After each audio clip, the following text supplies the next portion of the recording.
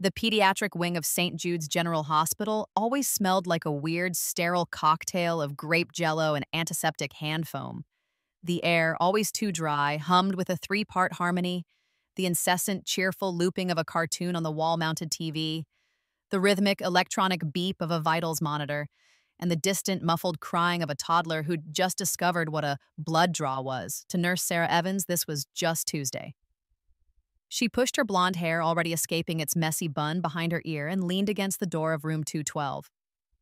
"Jasmine, my bum," she said with the practiced patience of a saint. "I'm not asking you to like the medicine. I'm just asking you to take it. Your pancreas isn't going to fix itself with sarcasm."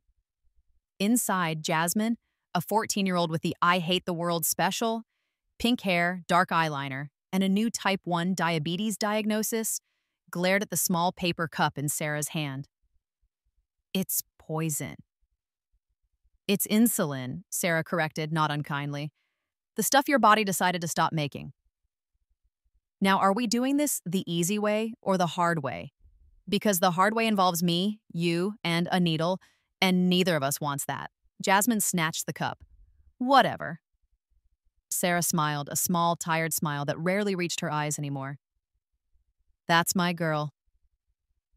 15 years in PEDS. 15 years of fevers, fractures, and fears.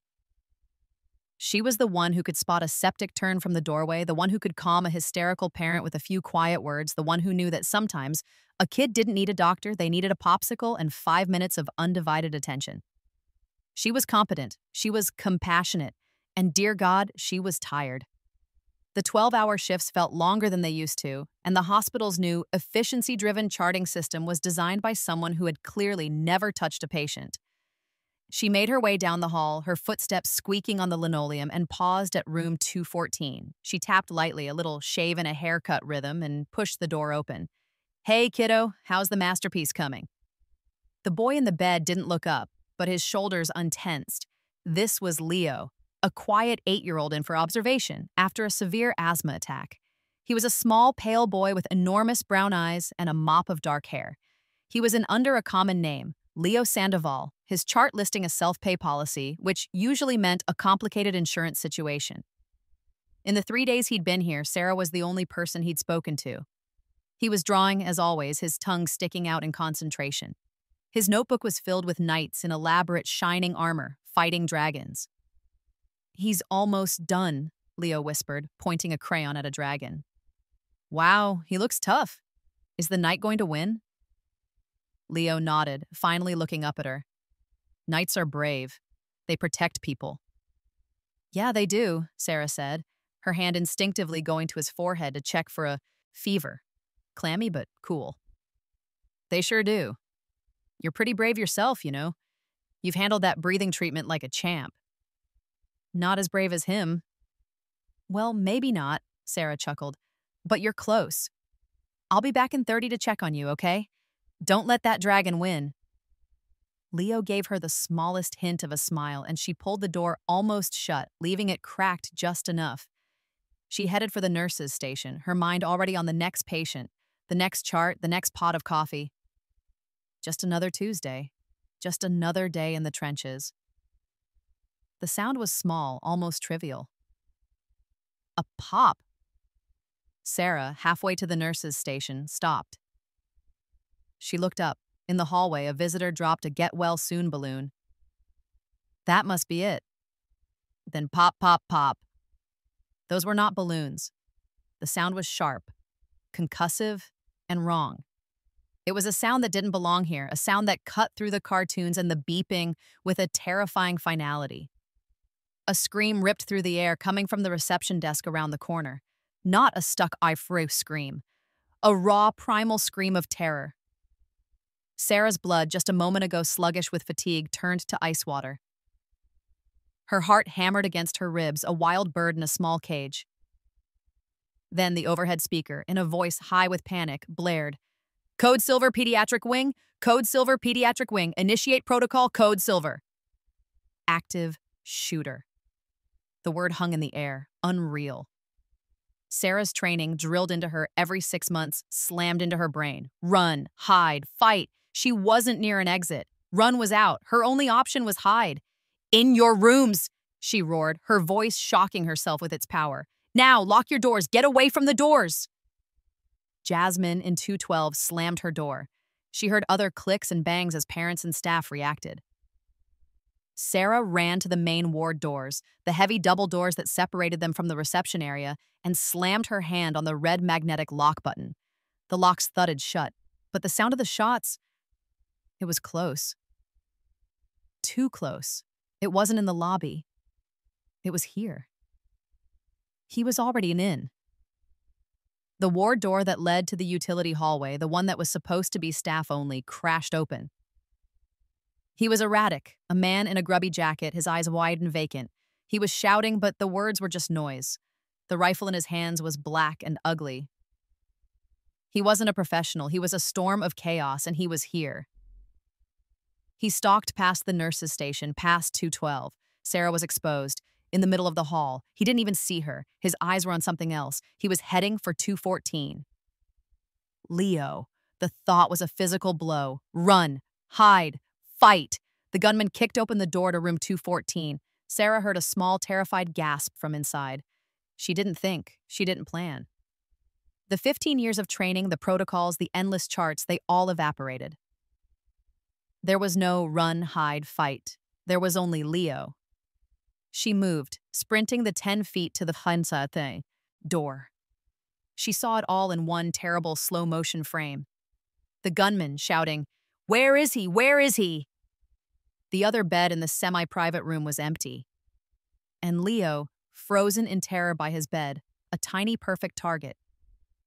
The gunman raised his rifle. Sarah's mind went completely, blessedly blank. She dove. It wasn't graceful. It was a desperate, ugly, full-body lunge. She grabbed Leo's small, bony frame. He was all elbows and ribs. She didn't pick him up. She threw him, shoving him with all her strength into the narrow 12-inch gap between the side of the bed and the cold, wall-mounted supply cabinet. "Get in!" she screamed. He scrambled into the space, and Sarah, in the same motion, covered his body with her own. She was a human shield, her back to the gunman, her front pressed against the small boy who was trembling so hard he felt like he might vibrate apart. She squeezed her eyes shut. "You're okay," she whispered, her face mashed against the wall. You're okay, you're okay." The first bullet hit her shoulder. It wasn't a bang, it was a sledgehammer. The impact was a brutal, deafening thud that threw her body forward, crushing Leo against the wall. The sound was wet. It didn't hurt. Not yet. It was just pressure. The second bullet hit her side, just below her armpit. This one stole her breath. It felt like a giant fiery hand had punched through her, cracking 2 ribs and collapsing her lung. A small, strange grunt escaped her. The third bullet shattered her right forearm. She felt this one. It was a wet electric snap. The bone gave way instantly. A white-hot, agonizing fire lanced from her elbow to her fingertips.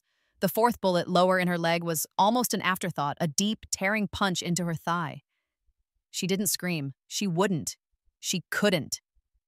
Her world was reduced to the smell of cordite and the sound of Leo's tiny, hitched breaths beneath her. He was trying to cry, but no sound was coming out. "You're okay," she grunted again, the words thick. Blood was in her mouth. "You're okay. Stay quiet. Stay quiet." The gunman shouted something, and then the sounds were further away. Footsteps moving down the hall. He was gone. Silence. A terrible, ringing silence, broken only by the beep, beep, beep from the hallway monitor and the distant, muffled sound of the Code Silver announcement, still looping, a voice from a world that no longer existed. Sarah's arm was a ruin. Her side was a hot, wet mess. She was getting cold, so cold. Her body was a dead weight, pinning Leo in place. "Leo," she whispered. A tiny, choked sob. "Stay quiet," she commanded one last time. "Good boy." "That's good." He was quiet. That's all that mattered. Her vision was narrowing, the edges of the room turning gray and fuzzy. She heard more shouting, far away, the thudding of heavy boots, thump, thump, thump. The door crashed open again. This time it was men in black, covered in armor with SWAT in big white letters. They were shouting, but their voices sounded like they were coming through water. "Shooter is down, clear." "In here, I've got one. Officer down?" No, it's a nurse. Nurse down and a kid. Kid looks okay. Ma'am, can you hear me? She felt hands on her trying to pull her away. She tried to fight them. No. Protect Leo. It's okay, ma'am, a deep voice said right by her ear. We've got him. You're safe. You're safe. Safe. That was a good word. She let go and the world went black. The first thing to come back was the sound, beep, beep, beep, a slow, steady rhythm, her own heart translated into data. The second was the pain. It was a living thing, a sea of fire that lapped at every part of her arm, her side, her leg, her chest. It hurt to breathe. It hurt to exist. The third was the thirst. Her mouth was a desert, her tongue a dry, swollen thing. She tried to open her eyes. The light was a physical assault, a needle in her brain. She was in the ICU. She knew the sounds. She knew the smell. She gagged. There was something in her throat, panic. She was drowning. She tried to lift her hand, her right hand, to pull it out, but her arm didn't respond. It was a 100-pound slab of useless, agonizing plaster. She's waking up. A face swam into view. A nurse, young. Sarah, you're in the ICU. You're okay. You were shot. We've got you. I'm going to take the tube out. It's going to be uncomfortable. I need you to cough for me, okay? On 3. 1, 2. The tube slid out, dragging fire from her lungs. She coughed, a dry, ragged, excruciating hack that sent daggers through her ribs. Good. You did great, the nurse said, patting her good arm. Leo? Sarah rasped. The word was a piece of sandpaper. The boy, room 214? Is he? The curtain slid back. A man in scrubs with a stethoscope and a clipboard looked at her. Dr. Mehta, a surgeon. Brilliant hands, zero bedside manner. Patient Sandoval is unharmed. Not a scratch, he said, his voice flat, his eyes on her chart, not her. You have 4 gunshot wounds. Severe soft tissue damage to the left shoulder and right thigh. Comminuted fracture of the right radius, which we've set and pinned. 2 fractured ribs on the left side and a moderate pneumothorax. We inserted a chest tube. You're extremely lucky the bullets missed your primary arteries. It was not a thank you. It was not, you're a hero. It was a clinical report. A mechanic listing broken parts. Don't try to talk, he added, finally looking at her. You're compromising your recovery. Nurse, keep her on the PCA pump and let's get a new bag of saline up. He was gone. Sarah was left alone with the pain and the beeping. She fumbled for the morphine pump button with her left hand. It was her only friend, and it wasn't enough. The pain was a tide, and the morphine was a small, leaky raft. She drifted in a chemical haze for hours. Time was a blur of vital sign checks, new IV bags, and the agonizing process of being shifted by the nurses to prevent bed sores. She was drifting in that gray space between sleep and consciousness when a new voice cut through the fog. Ms. Evans? Sarah Evans? I'm Detective Miller. I need to ask you a few questions. She cracked her eyes open. He was large, a man in a rumpled suit that smelled of stale coffee and cynicism. He was already holding a small notebook. Okay, she slurred. The morphine was thick on her tongue. I'll be quick. My guys cleared the scene. Shooter's dead. A local disgruntled type. We're just tying up loose ends. He licked his pen. So, you heard the shots and you locked the ward doors? Yeah. Code Silver, Right, protocol, but the shooter, he was already in. How do you figure that? Did you see him pass you? Did the lock not engage?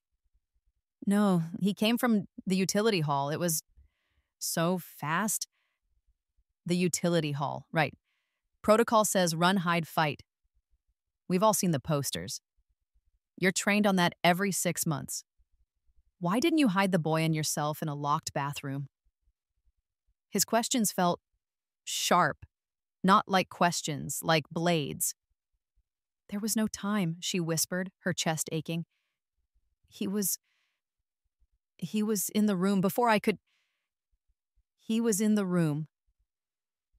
So you confronted him? You tried to engage? No, I covered the boy. Right, you moved the patient, Miller stated, not asked. You grabbed him and shoved him. That's against protocol, isn't it? Shelter in place? He was going to shoot him. He raised his gun. I I had to. Miller stopped writing. He looked at her, really looked at her, with a flat, appraising stare. You know that for sure, Ms. Evans? You're a mind reader? You saw his intent? I saw his gun. 4 shots, Ms. Evans, Miller said, his voice quiet. 4, that's not random. That's not a stray bullet. That's personal. You know the shooter? An ex-boyfriend? A disgruntled patient's father? You have any idea why he'd empty half a clip into you, specifically? The implication was horrifying. He was treating her like a suspect, like a co-conspirator. Like this was a drug deal gone wrong, not a pediatric ward. Tears, hot and weak, welled in her eyes. They weren't from sadness. They were from a deep, burning well of frustration and pain. No. I don't. I saved him. Right. You're a hero. That's what the papers are going to say. He flipped his notebook shut, the sound like a gavel. But your story doesn't add up. 4 shots. Get out, a new voice said. It was Maria, the night shift charge nurse, a woman who had been at St. Jude's even longer than Sarah. Her arms were crossed and she looked like a small, furious bull. Excuse me, Miller said. I said get out. This is an ICU. She's a victim, you ghoul. She's on a morphine drip and you're interrogating her? Out, now, or I'll have security drag you out. Miller stared at her, then at Sarah. He huffed, straightening his tie. I'll be back when she's more coherent. He left. Maria rushed to Sarah's side, her face softening. Idiot, don't listen to him, honey. You did good. You did real good. But the damage was done. The seed of doubt, the first icy prickle of this new terrible reality, had been planted. The next morning they moved her. You're being promoted, the young nurse said cheerfully. Out of the ICU. You get a private room, all to yourself. VIP treatment. Sarah tried to smile. She thought, oh, good, it's starting. They're recognizing. But the room was at the end of the orthopedic wing, far from the peds ward, far from her colleagues. It was quiet. Too quiet. It wasn't a reward. It was isolation. She spent the morning in a fog of pain, antibiotics, and daytime television. She kept asking about Leo, but the nurses were evasive. He's fine, honey. He's been discharged. His family has him. You just worry about you. Around 2 p.m., there was a knock. A pretentious, official-sounding rap, rap, rap. The door opened, and it wasn't a doctor. It was Mr. Davies, the hospital administrator, his silver hair perfectly coiffed. He was not alone. He was flanked by a woman in a severe black pantsuit who looked like she ate lawsuits for breakfast, and a younger man clutching a tablet, his eyes wide with a PR-driven panic. Sarah, Davies said, his voice a buttery, false tone of concern. He didn't come close. He stood near the door. Thank you for your time. We have a serious, serious problem. Sarah's heart, already bruised, gave a painful lurch. Problem is Leo? The boy is fine, Davies waved a hand, dismissing the very idea. The problem, Sarah, is the incident. The board has reviewed the preliminary report. We've seen Detective Miller's initial findings, and it's clear you acted in direct contravention of established Code Silver protocol. The air in the room went cold. What? Your training, Davies said, starting to pace like a lawyer in a courtroom, Atsadis, is to run, hide, fight. You were in a position to hide, to secure your position in the room, but you didn't. You engaged the shooter by moving.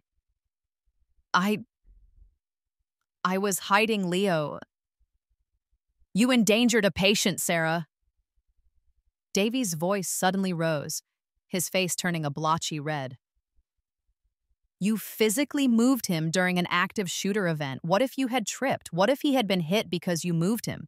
The liability is Astronomical, the hospital's and your own. Sarah was dumbfounded. The pain in her arm and side was nothing compared to the cold, creeping dread in her stomach.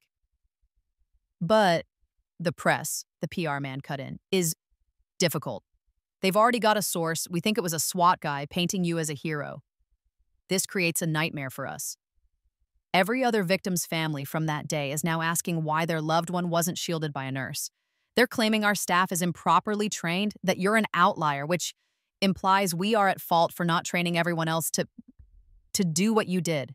You've exposed this hospital to dozens of lawsuits. I was trying to save him. You were trying to be a hero, Davies snapped, all pretense of kindness gone. You weren't being an employee. You weren't following the rules. He took a deep breath, straightening his expensive tie. Sarah, I have no choice. The board is unanimous.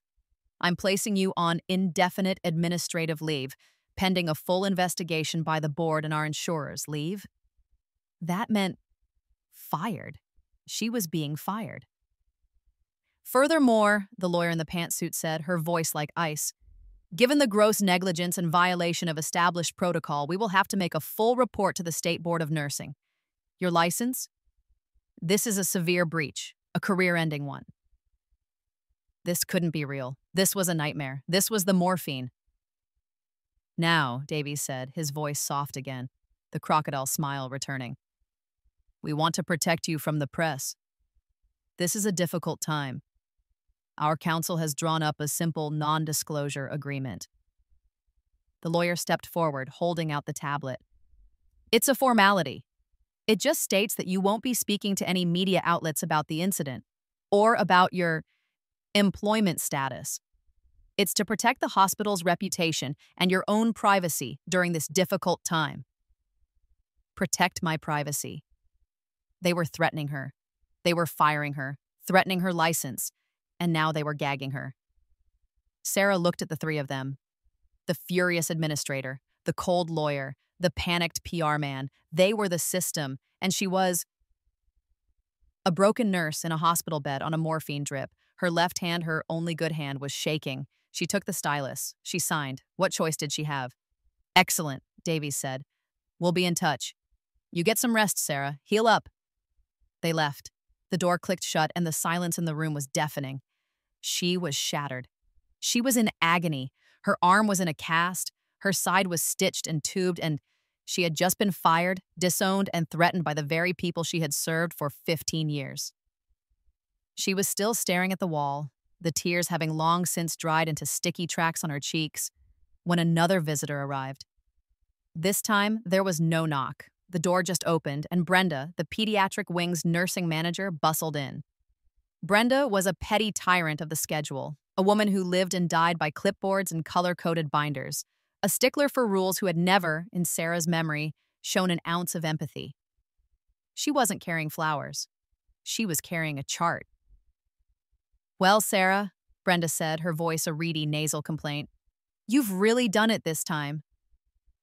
Sarah didn't even have the energy to respond. Done what, Brenda? Davies is on a warpath, Brenda hissed, as if Sarah was the one who had wronged her. Because of your grandstanding? We all have to attend a mandatory 6-hour recertification drill. On Saturday, my Saturday. I had plans. Sarah just stared at her. Sarah just stared at Ho. And he's auditing all our charts for the last 6 months. Do you have any idea how much overtime this is going to cause? How much paperwork? Everyone is furious. You were supposed to just lock the door, like we practiced. Hide in the bathroom. It's not that hard. This was the final twist of the knife. Her heroism, her sacrifice, her shattered arm, and her collapsed lung. They weren't just a fireable offense. They were an inconvenience. They were paperwork. Brenda huffed. Well, I just came to tell you that your leave has been processed. Your PTO will be paid out. I'll need your locker key. Sarah's world shrank to the 4 beige walls of the room. She was alone. She was in excruciating pain. She was a pariah. And the world, the entire ungrateful bureaucratic world, had just told her that saving a child's life was the worst mistake she had ever made. It was 48 hours to the minute since she'd been shot, 2 full days of misery, 2 days of the world systematically dismantling her life, her career, and her sense of self. She was in the dark, the only light coming from the hallway, a thin yellow line under the door. She was trying to drink a cup of water, a simple act that had become a Herculean task. Her left hand, her good hand, was shaking from the strain of holding the plastic cup. Her shattered right arm was a 100-pound deadweight, a monument of plaster and throbbing pain. She sipped, the water tasting like plastic. Then she heard it. A knock. She froze. She had come to dread knocks. Dr. Mehta's knock was a brief tap, tap, enter. A perfunctory gesture, giving no time for a response. He was a mechanic, checking his broken machine. Detective Miller's was a heavy, impatient thud, thud. A knock that demanded not asked, a cop who had already decided she was guilty. Mr. Davies was a pretentious official rap, rap, rap. The knock of a man who owned the very door he was rapping on. Brenda didn't knock at all. This knock was different. Knock, knock. It was firm, polite, rhythmic, measured. And then, silence. It was a knock that waited. "Come in?" Sarah whispered, her voice a dry croak. The door opened slowly. 2 people, a man and a woman. They were nothing like anyone she'd seen. They were a different species. Their suits were dark, boring, and fit them so perfectly they seemed sewn on. They moved with a quiet, frictionless energy, as if they were gliding, not walking. The woman had a clear, coiled earpiece. The man's eyes? They didn't just look at the room, they scanned it. Windows, door, closet, IV pole, in one single, all-encompassing second. They were not doctors, they were not cops, they were authority. The woman stepped forward. The man stayed by the door, his hands clasped loosely in front of him. "Ms. Sarah Evans?" the woman asked. Her voice was calm, professional, and was that kindness? "Yes?" "My name is Agent Cho. This is Agent Riley. We're with the United States Secret Service. May we have a word?" Sarah's big heart, which she thought had run out of ways to break, seemed to stop. Secret Service. This was it. This was the end. The police sent the feds, the hospital was charging her. She'd endangered someone important. It was about the protocol, the NDA. She was going to jail. She was a nurse in a hospital bed and she was going to jail. Am I under arrest?" she whispered, the words tiny, terrified things. "Is this about the protocol? I signed the paper." Agent Cho smiled. It was the first genuine, warm, human smile Sarah had seen in 48 hours. It was a sunrise. It transformed her professional face into one of deep, profound empathy. "Ma'am," Agent Cho said, her voice softening, "you are the furthest thing from under arrest." She pulled the visitor's chair close to the bed, her movements economical and precise. Agent Riley, still at the door, spoke quietly into his wrist. "Package is secure. We're in." "Ms. Evans?" "Sarah," Agent Cho began, leaning forward. "We need to debrief you. This is going to be a little overwhelming, so just breathe." Sarah's mind was racing. Package? Secure? "The boy you saved," Cho said. His name is Leo." "Leo Sandoval," Sarah said, her voice trembling. "Is he okay? They wouldn't let me see him. They said he was discharged." "He is perfectly fine," Cho reassured her. "He is with his family. He is safe." "But his name isn't just Leo Sandoval. It's Leonardo Miguel Sandoval." Sarah was confused. The name meant nothing to her. I don't understand." "He is the grandson of the President of the United States." The words hit the air and hung there. The beeping of the monitor seemed to get louder, the only sound in the universe. The president. What? Leo was at Stamon Jude's for a minor outpatient procedure related to his asthma, Cho explained, her voice steady, pulling Sarah back to reality. He was here under a low-profile domestic protocol. No motorcade, no fanfare. Just a quiet room and 2 agents on his detail. The shooter? He was a random tragic event. A local man with a grievance against the hospital. It was not a targeted attack. It was just horrible, awful luck. Sarah's mind was a kaleidoscope, the last 48 hours shattering and reforming. The coldness, the isolation, the liability. Ms. Evans, Cho continued, we have your entire action on a micro camera that was in that room. It's standard for any space a protectee is in. We've reviewed the footage many, many times. The shame and fear came rushing back. I broke protocol, Sarah whispered, the words tasting like ash. They said my license. Cho's face hardened, the kindness replaced by a cold, sharp anger. Not at Sarah, at something else. Your training told you to hide, Cho said, her voice precise. Your instincts told you to protect. The president's detail has a name for that.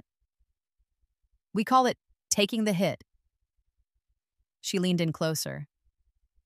You did, without a second of hesitation, without any training, what we mutts are paid and trained for years to do. You covered the protectee. You made your body a shield. You, Miss Evans, took 4 rounds that were not intended for you. She paused, letting the words sink in. The president has seen the footage. So has the First Lady, and Leo, he's been asking for the brave knight. He means you. Sarah couldn't speak. She just cried, but these were not the hot, frustrated tears of before. These were tears of release. A dam of pain and fear and humiliation breaking apart. The door to the room burst open. No knock, no warning. It was Administrator Davies, his face puffy and red with indignation. Excuse me, he barked, striding into the room. This patient is not to be disturbed by outside agencies. She is on administrative leave. She is under investigation. You will leave now. Agent Riley didn't move. He didn't tense. He simply turned his head, a look of profound boredom on his face, and held up his credentials. The gold badge and the laminated ID held in a black leather case. Davies stopped. He stopped mid-sentence, mid-step. His mouth, open to shout, just hung there. The color, the angry red, drained from his face, leaving a pasty, sick-looking white. He looked like he'd been punched. Agent Cho didn't even turn around. She kept her focus, her warmth on Sarah. Mr. Davies, correct? She asked the air. The man who put Ms. Evans on administrative leave for breaching protocol? Davies made a small gurgling sound. It's a standard procedure. I didn't know. Ms. Evans is being transferred, Agent Riley said, his voice flat, cold, and final. Effective immediately, to the Walter Reed National Military Medical Center. As if on cue, the door opened again and 2 uniformed military medics entered, pushing a high-tech transport gurney. They moved with the same quiet efficiency as the agents. But our doctors, Davies stammered, wringing his hands. Her care plan, she's not stable for transport. Your doctors, Cho cut in, finally standing and turning to face Davies. Her smile was gone, replaced by a look of such Arctic cold authority that Davies physically flinched. Your doctors, Mr. Davies, can give their statements to the agents in the hallway. Along with a Detective Miller, who seems to have a lot of questions about protocol, we'd love to help him answer. She glanced at the bedside table, at the tablet where Sarah had signed the NDA. We'll also be taking her personnel file in this NDA. The White House Counsel's office is very interested in your hospital's employment practices, especially regarding staff wounded in the line of duty. Davies was no longer a man in charge. He was a small, pathetic, shrinking man, his expensive suit suddenly looking 2 sizes too big. He looked like he was going to be sick right there on the linoleum. He just stood there, paralyzed, as the medics, with a gentleness Sarah hadn't felt since before the shooting, began to expertly shift her tubes, and her IVs to the new gurney. "Let's get you to a real hospital, ma'am," Agent Cho said, her voice warm again as she fluffed Sarah's pillow. "There's someone who wants to thank you personally." They wheeled her out. As they passed the nurse's station, she saw him. Detective Miller, sweating through his rumpled suit, being debriefed by a terrifyingly large agent who was standing about 2 inches from his face. Miller was stammering, his hands flapping uselessly. And further down by the elevators, she saw Brenda. Her clipboard was clutched to her chest like a shield. Her face was ashen. Another agent, a woman, was questioning her, and Brenda looked like she was about to faint. They didn't go to the main elevators. They went to the service elevator, the one that went to the roof. A deep, rhythmic thump, thump, thump was growing louder, vibrating in her chest. They were inside, the door sliding shut. It was just her, Agent Cho, and the medics. Sarah was overwhelmed. The last 48 hours, the last 48 minutes, swirling in her head. Tears of not pain, not fear, but relief streamed down her cheeks. "Thank you," she whispered to Agent Cho. Agent Cho took her good hand, her grip firm and strong.